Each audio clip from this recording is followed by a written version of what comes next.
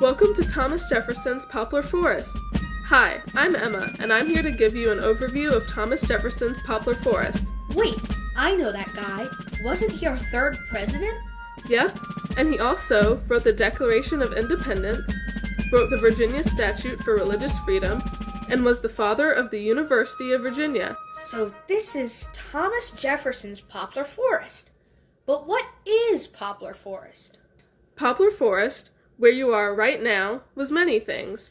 It was Thomas Jefferson's villa retreat. This basically means it was a secluded house in the country.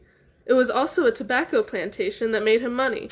Also, Jefferson's hobbies were reading and writing, so he used it as a place to read, write, and work on projects like his design for the University of Virginia.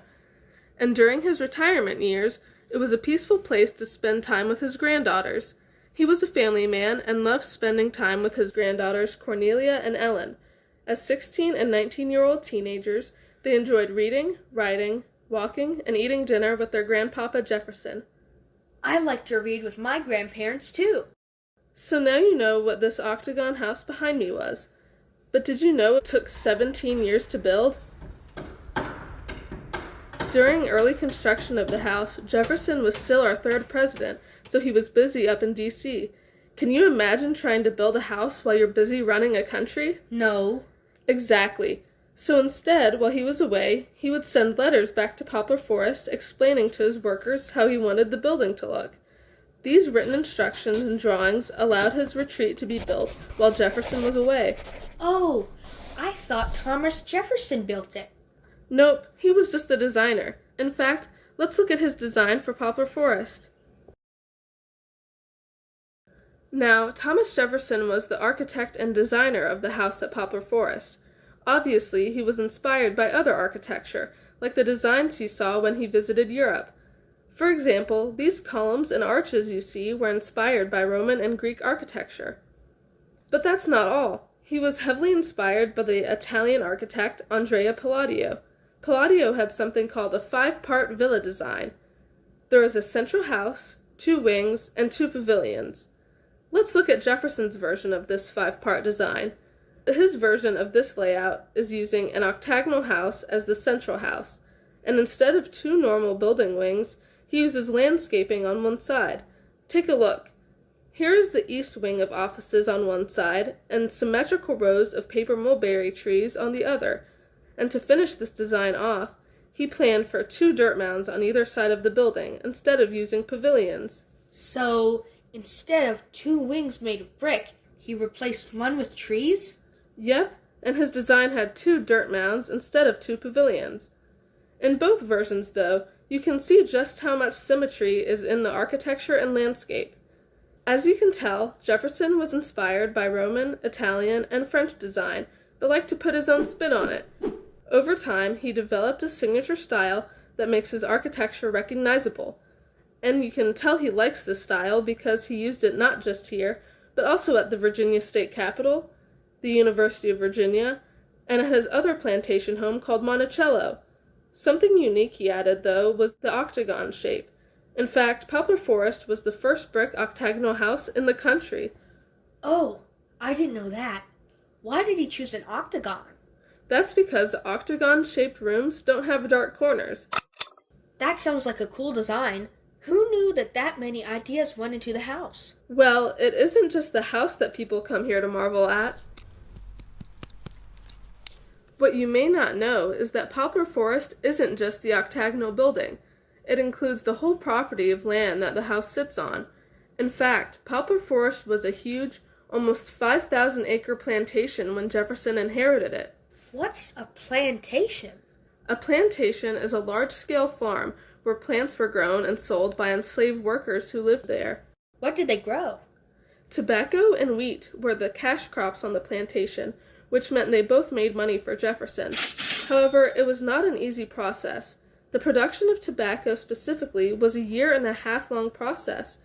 Enslaved people had to grow, harvest, and dry the tobacco before it could be sold. Did you know it was actually shipped on the James River from downtown Lynchburg? I know Lynchburg. Yeah, and from there it went to places like Richmond to be sold for profit. These wheat flour and tobacco sales actually brought in most of Jefferson's income. Wow, that's a lot of work. How could Jefferson do it all? Well, he wasn't the only one who lived here.